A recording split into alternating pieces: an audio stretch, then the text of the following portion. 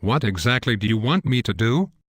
The committee chairman wants you to draft a bill, just like what you wrote in your blog. Doesn't this go to the House in a few days? 3 actually. You'll have 48 hours to submit it.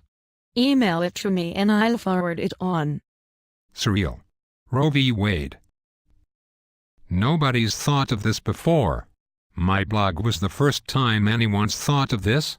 I'm having a hard time believing that. How much do you know about politics, Mr. Forsyth? Enough to know my blog couldn't have been taken that seriously. I'm just trying to get a grip on what you're after. I mean, why me? What I wrote came from the heart, sure. But, so what?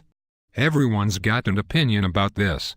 Selfish women, strippers, conservative Christian extremists with a bomb fetish, the lawyers who originally tried the case in '73, and everyone else in between. Why would anyone take my opinion seriously now, in the political arena you're talking about? They don't. They won't. That's not the point.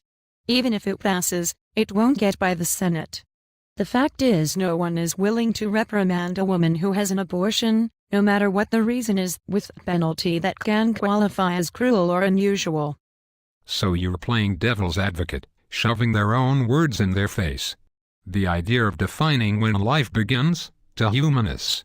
A humanist will only acknowledge a life after it is born.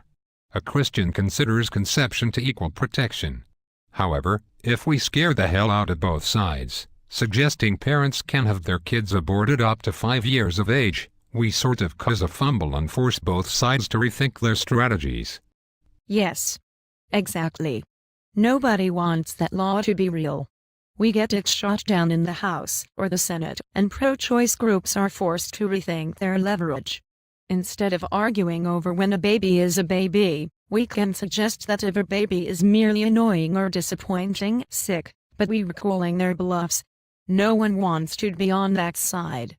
Killing kids. Even though that's exactly what's been happening. Then, we sit back and reapproach each rep who's on the fence about something they are not expecting. We were willing to trade same-sex marriage for a repeal of Roe v. Wade. They won't see it coming. You think the Christian leaders will sit still for that?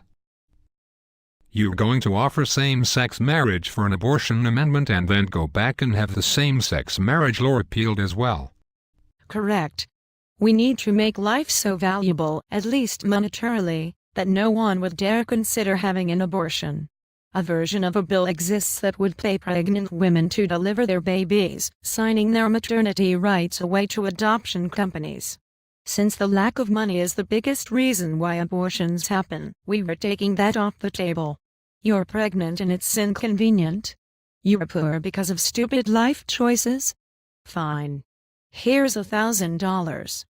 But you can't have contact with your child without a court order until they are 18. Meanwhile, the mother can get her life together and the baby will be loved by any of the endless supply of parents who can't have their own kids. Without the retail need for Planned Parenthood, it dies as a result. Without another shop being fired. Whose tax dollars pay for the babies? Corporate sponsors. Many are religious, and, believe it or not, most are not. Diaper companies. Medicine companies. They know the more kids there are, the more of their products they can sell. And as much as commercialism had been criticized, it will save more lives than what we've been doing, passively protesting the idea of abortion or murdering doctors. We need this new direction. You interested? I need an answer before you finish your coffee. Glad there's no rush. Yeah, I'm in. 48 hours. To rewrite Roe v. Wade. Keep in mind, you're a decoy. It doesn't have to be perfect. We just want to knock the wind out of them. Get people talking. This hasn't been an issue for the White House in a long time. But, since we got the video from just in time that a synthetic womb will be invented in 5 years, we feel it's God's way of telling us to go ahead and do this. Just in time. The guy who travels through time by the Holy Spirit recording history on video. Unbelievable. I always thought he was a myth. So did I, but the video he sent to my father is real. Can I see it? You will. He said he's going to visit you tonight and help you edit your draft.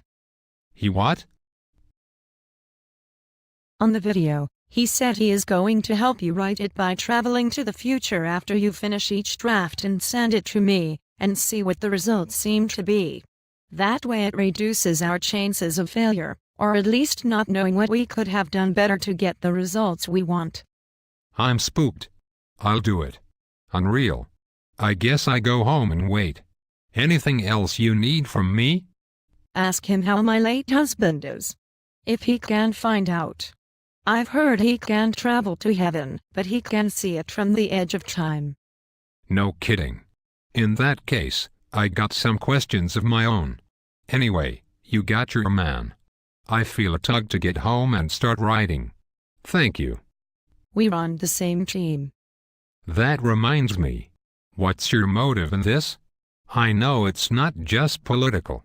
Not this. When I was young, a woman I knew said she prayed for God to help her go back in time and undo an abortion she had. Let's just say I want something similar. She was your mother-in-law. You married her son and he died recently. How did you know that? Holy Spirit. Did you have kids? 1. A son. Samuel. Turns 5 in July. He misses his daddy. And you miss the love of your life. Mrs. Wright, you have my word. My best effort. I'm honored to serve. And apparently God is watching. I'll get to work. Have a good day. I'll email you tonight. I'll be waiting. Nice meeting you.